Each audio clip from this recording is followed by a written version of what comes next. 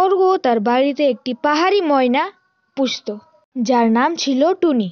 টুনি খুব মিষ্টি করে কথা বলতো এবং অর্ককে বাবা বলে ডাকতো। অর্ক টুনিকে খুব ভালোবাসতো এবং তাকে খুব যত্ন করত। অর্কর প্রেমিকা প্রিয়া তার অর্কর বাড়িতে প্রতিদিন আসতো। সে তো টুনিকে পছন্দ করত, কিন্তু ধীরে ধীরে তার মনে হিংসা জমালো। সে মনে করত অর্ক তার থেকে বেশি টুনিকে পছন্দ করে। তখন প্রিয়া দেখলো অর্ক পড়াশোনা ছেড়ে টুনিকে কথা বলা শেখাচ্ছে। বল, প্রিয়া একজন ভালো মেয়ে।